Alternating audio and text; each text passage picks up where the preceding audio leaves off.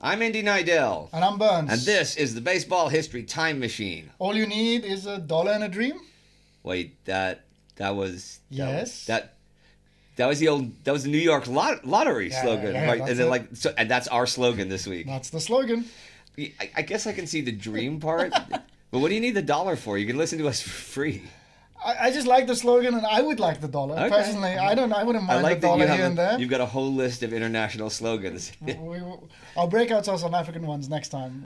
That'd be cool if we had some South African slogans. Yeah. Okay, sure. That wasn't a bad one. That was okay. It's okay. So today we are continuing with sluggers of the 1970s, our little mini-series, right? Maybe. We have a couple of things to cover first. We do? We do. First of all, and this is important, Berns, have a Reggie bar. Oh, what? Nice. Shit, who sent it to us? That's awesome. Now, you guys might remember that in part one of Sluggers of 1970s... Yeah, I'm opening it. I know, and I'll be talking over you. Oh, it's an actual... Okay, sorry. I'm going to eat this. Sorry. I mentioned the Reggie bar, the Reggie Jackson candy bar, is on sale once again, but unfortunately we can't get them shipped to Sweden, where we live. So I asked if any kind soul out there would send us some, and glory of glories, there are kind souls out there. Bro. It's better than I remembered it. This tastes exactly like a lunch bar. Yeah. And if anybody here is listening from South Africa, you would know what a lunch bar is. And I'm not sure if you actually get them in maybe the UK, maybe Australia, but a lunch bar was pretty big when I was a kid. Yeah? And it had the Reggie bars are pretty good. Yeah, they had like a whole Scottish theme and everything. Okay. But yeah, this is so good. Who sent it? Paul Simone sent us these. So big thanks to Paul Simone. Not Paul Simon, Paul Simone. And they actually taste way better than I remember them. Fantastic, dude. This is so good. I'm like just munching on this thing, and it's like, I expect it will fill you up. It looks small, but it's filling. It's so good. I cannot eat them at home, though, because my wife is allergic to peanuts, but that's okay. And Paul, I assume you're hearing this, I did say that in return, I would send one of the many books from my baseball library to you with a dedication from both myself and Berns, and that you will get. And I imagine it will arrive. I got your address, so that will arrive in mid-March. I should also point out that another fan of ours, Jack Fontana, has told me that he too has sent Reggie bars, though they haven't arrived yet. I'm going to be swimming in Reggie bars and diabetes. I have no problem with that. No problem. Okay. That's okay. I'm still eating. It's so good. It reminds me so much of lunch bars, dude. Do you want me to pause? So I'll pause recording so you can finish that, okay? All right, here we go. Is there something else you wanted to talk about before the Sluggers of the 70s? There is, yeah. Now, This episode comes out Sunday, February 22nd, but we're recording it on the 13th. And yesterday evening, I saw the sad news that the great Roy Face, or Elroy Leon Face, which is a killer name, the bullpen baron, passed away yesterday, days before his 98th birthday. And Roy Face was awesome. I mean, Bullpen Baron is one of the coolest names we've had. Well, Elroy Leon Face is a really cool... That's pretty good as well, but also having Bullpen Baron as your name. But I don't think I've ever heard of him. I was going to ask with all these cool names that he has. A lot of people today have not heard of Roy Face, which is weird, because Roy Face was one of the great relievers. One of the guys that defined the modern reliever in the 1950s and 60s. One of the first great career relievers. He pitched from 1953 to 1969. Oh, who with? Almost entirely with the Pirates. They pitched 2 games with the Tigers in 1968, and then his final season was with the Expos in their first year of existence, 1969. Thing is, here's how well regarded Roy Face was back in the day. Now, when I was a kid, so this is the mid-'70s we're talking, I got the game Superstar Baseball, and it was a baseball simulation game. There were loads of players you can make your teams from, loads of Hall of Famers, and guys who were still playing but who would be Hall of Famers, like Hank Aaron or Frank Robinson. As for pitchers, there were starting and relief roles, and some pitchers could only be used as a starter, like Sandy Koufax or Hal Newhouser, and some you could use as a starter or a reliever, like Walter Johnson or Ed Walsh. Guys who had both started and relieved during the whole spans of their career. Yeah, they'd been used as both, right? But there were 2, and only 2 players who could only be used as relievers, and those 2 were Hoyt Wilhelm and Roy Face, and that's it. That's pretty exclusive company. You mentioned before how you feel about Wilhelm. I think he is still, to this day, the second best reliever of all time after Mariano Rivera. There was something he did with ERA, you said once. Wilhelm, I'm glad you remembered. Wilhelm had 5 straight sub-2 ERA seasons in a row in the mid-1960s, Yeah. and no other pitcher since 1920, starter or reliever, has done that other than Wilhelm, and Wilhelm was in his 40s when he did it. Wilhelm was a knuckleballer. Yeah. What was Roy Face's like big pitch? What was He was a fork baller. Is that like a split-fingered fastball? It is like, and some people consider them, I guess, the same, but they're not really the same. Okay. With a forkball, you jam your fingers deeper into the ball, so you throw it a bit slower, but it also gets more drop, so it'll like tumble off the plate before the catcher gets it. Okay.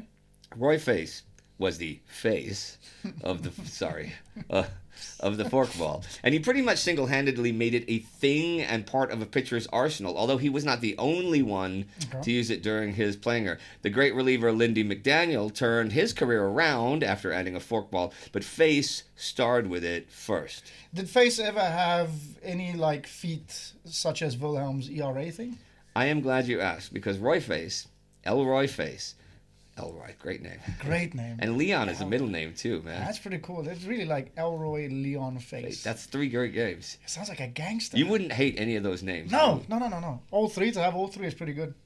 Well, Roy Face did something amazing that I think is even less likely to be matched or topped than Wilhelm's string of consecutive sub-2 ERA seasons. Well, this has to be good, so you're going to hit me. In 1959, Roy Face appeared in 57 games for the Pirates, all in relief, finishing 47 of them, and he finished the season with an 18-1 record, which is a .947 winning percentage, which is the best mark in history for pitchers with over 12 decisions, 14 if you count Negro Leagues pitchers. Well, hang on. Hold up. He had 18 wins in relief in one season? In one and the same season. How is that like...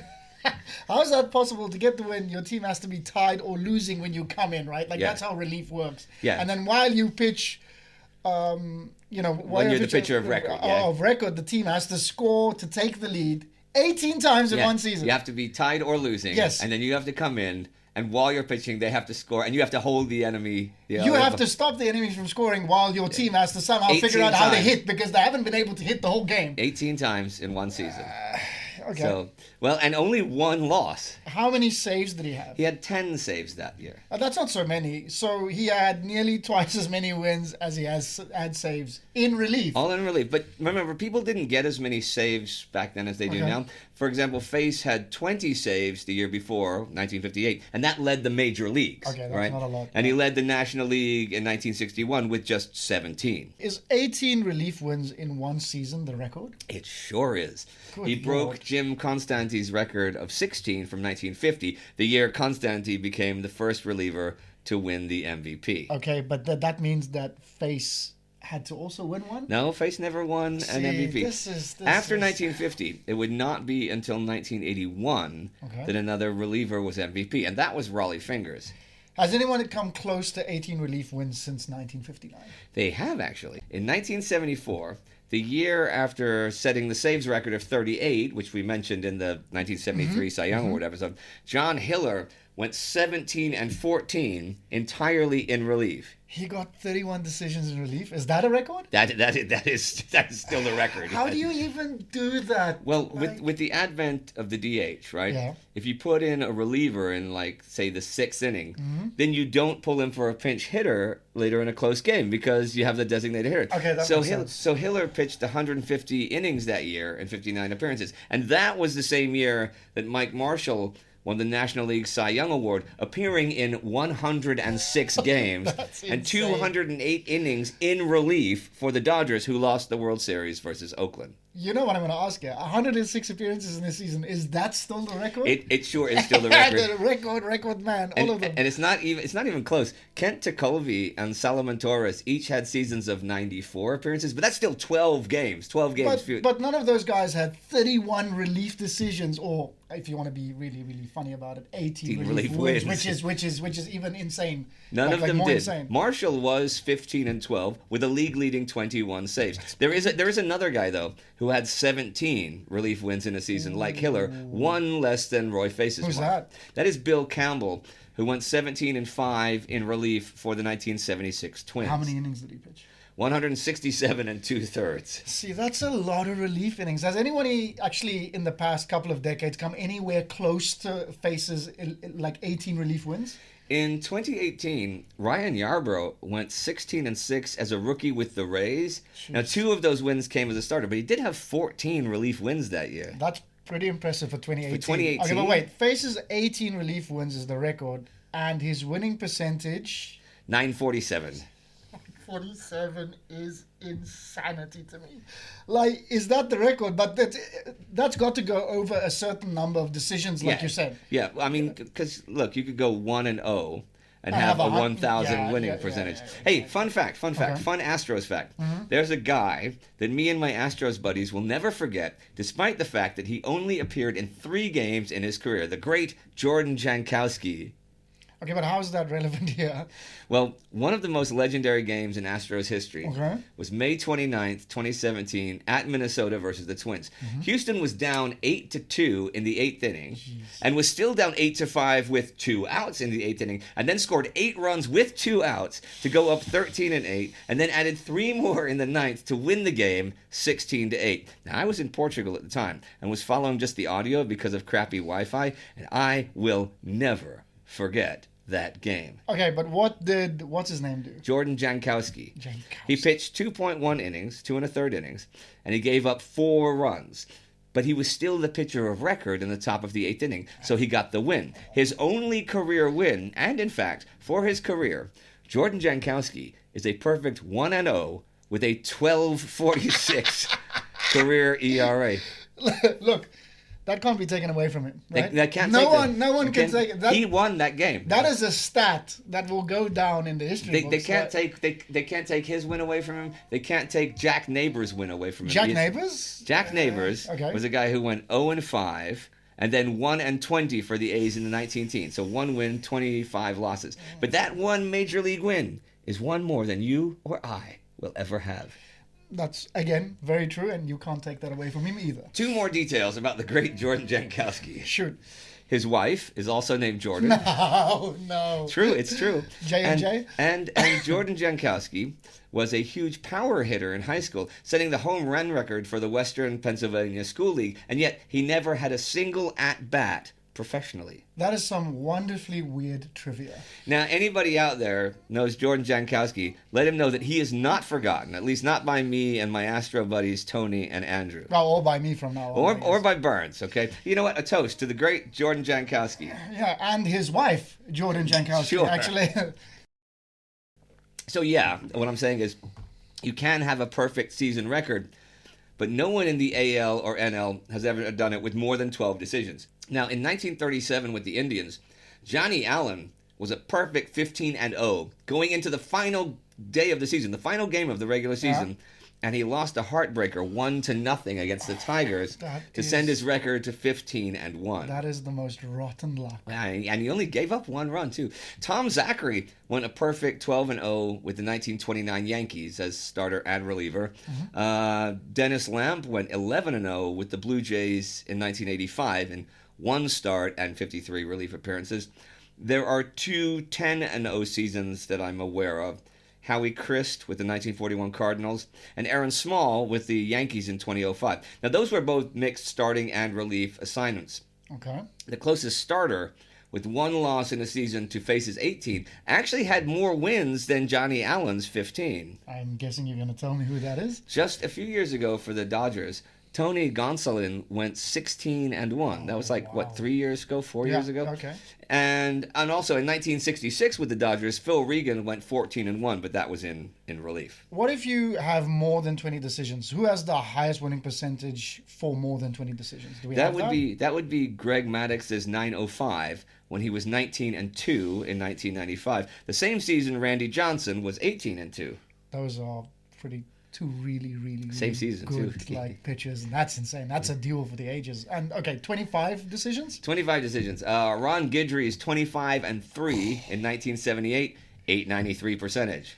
Okay, 30 decisions. Lefty Groves 31-4 in 1931, 886. Okay, so he had 35 decisions. What about more than that? Is that even a thing? Smokey Joe Woods 34-5 in 1912. You have answers. Okay, more than 40.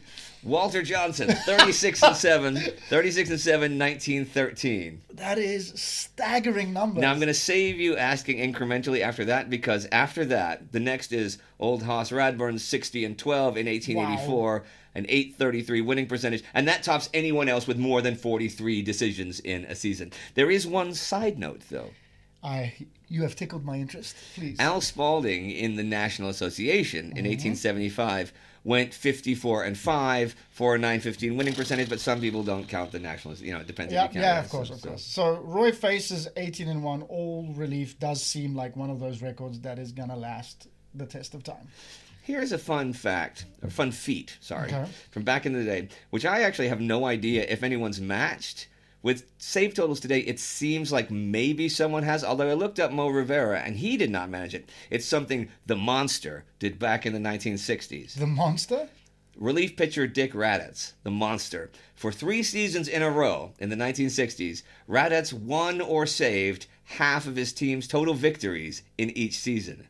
That is mind-boggling, and that's really cool trivia. Like, Rivera, he never did it? He did it twice in a row, and he did that several times, but he never did it 3 times in a row. Okay, who did Raddatz play for?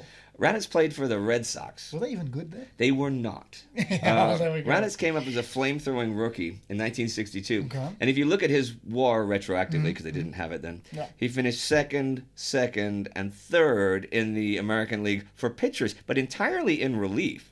Relief features are not known for league-leading WAR. Were those the 3 straight seasons then?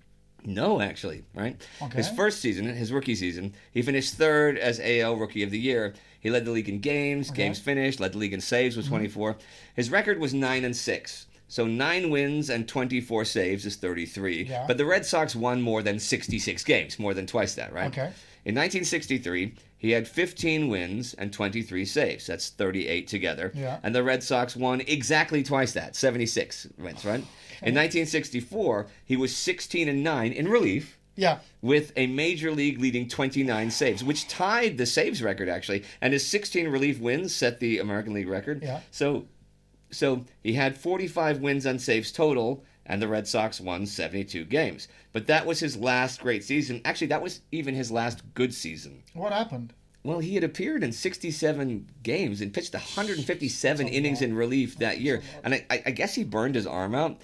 His ERAs those first 3 seasons were 224, 197, and 229. He struck out like 11 guys per 9 innings, and each year was well over 100 innings. That's pretty legendary stuff. It is, but that was it for greatness.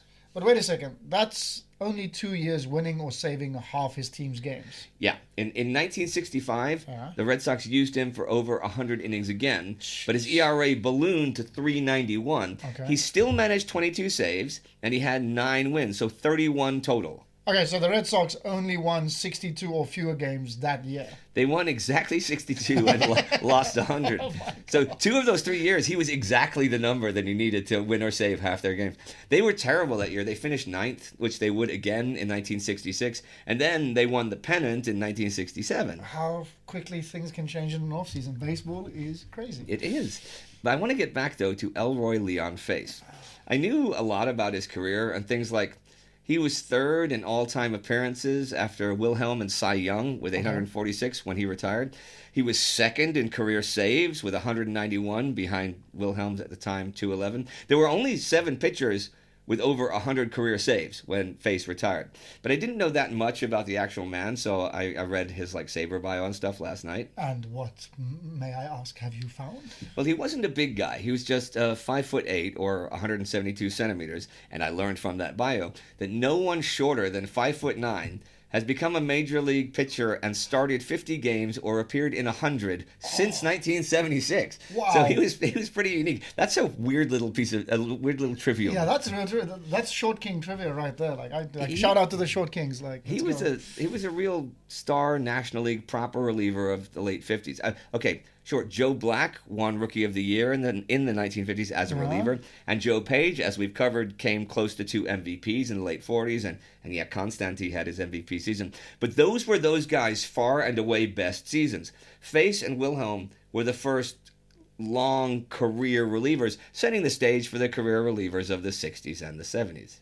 Face isn't Hall of Fame, is he? He is not. He maxed out at 19% of the vote, which is more than a lot of people, especially relief pitchers, ever get. Yeah. Face did come up to the majors as a flamethrower with a fastball and a curve. Yeah. And while just that worked in the minors, as a rookie, the majors murdered him. He had a 6.58 ERA in 41 games. Well, still better than Jankowski's. Yeah. 13 starts in 41 games. And that was in 1953 for the last place Pirates. And he was sent down to Double-A ball after that, and he was ordered to learn a third pitch. Yeah. And that turned out to be the forkball. Now, his Sabre bio says that contrary to what many think, Joe Page did not teach him to pitch, but he watched Page, who was with the Pirates organization trying to make a comeback from the sidelines, and he learned it like that. Okay. Came back up to the majors, and he made good. As Face said about his forkball, when asked which direction it will break, I don't know, but neither does the batter. I couldn't tell you, but neither can they. Yeah. Okay. Actually, I wrote this down. Here's what his Sabre bio, which has been updated to mention his death already, which is nice. Yeah. What it says about the forkball. A forkball is a pitch that is hard to define, hard to throw, hard to control, and very hard to hit. Essentially, it's a change of pace offering that gets its sudden drop because the pitcher jams the baseball between his index and middle fingers, allowing the ball to depart his hand with minimal spin. Properly delivered, it should tumble towards home plate, dropping out of the strike zone as befuddled batters futilely swing over it. If thrown slowly enough, a la Elroy, the pitch can also break unpredictably to either side, a la the knuckleball. Yeah. The forkball that Roy Face ultimately mastered, and which in turn allowed him to master National League hitters, is a little-used pitch with a long history. Assuming one accepts that forkballs and split-finger fastballs are different pitches, notwithstanding that many think it a distinction without real meaning, the forkball was invented in 1908 by Bert Hall, a pitcher with Tacoma in the Northwestern League who made his only major league start for the Phillies in 1911. The next pitcher known to employ the fork was Bullet Joe Bush in the 1920s. Tiny Bonham and Mort Cooper also used it and had big success in the early 1940s. Hey, you want to know something? This is amazing too. That one loss in 1959, that was his first loss in 99 straight appearances. One loss in 100 appearances. Well, yeah. That's insane. It sure is. That's 12% of his career right there. Jeez. And in the 1960 World Series, he saved games 1, 4, and 5, Wow. and would have got the win in Game 7 when Bill Mazeroski hit the most famous home run in baseball history in the bottom of the ninth, but Face had been removed in the 8th for a pinch hitter. That's heartbreaking. But still, 3 saves. Yeah, it's still good. His final appearance with the Pirates in 1968 was appearance number 802 of his career. Wow. And that tied Walter Johnson's record for most pitching appearances with one team. Now, one difference between Face and Hoyt Wilhelm is Wilhelm pitched for a lot of good teams. The Pirates finished in the top half of the league standings only 4 times in Face's 15 years with them. Yeah, more people should hear of this guy. They should, and they still remembered him when I was a kid, and hopefully this will help, and hope maybe some of his family's listening to this homage to him. And now, dear listeners and dear Berns, I'm going to wrap it up for today. No more 70 sluggers today? No, and I realize this might be a bit shorter episode than usual. The thing is, we would normally record this next week, some days ahead of the Sunday it comes up. But we have to do it today because I'm leaving town this week to be with family for a while because my awesome little brother recently passed away. So the family is all meeting, and we're going to go celebrate him together, and we're going to miss him together. And when I read about Roy Face passing yesterday, I figured my brother could not ask for better company going into the afterlife than awesome. Roy Face. Hence this episode. But we will be back with more 70 Sluggers in 2 weeks. Don't worry. And until then, write us on Instagram, Facebook, or Spotify, or whatever. We love to hear from you. And of course, help us out on patreon.com. Yeah. Take us home, Indy. That's it from me, Indy Neidell. And me, Berns. And the Baseball History Time Machine.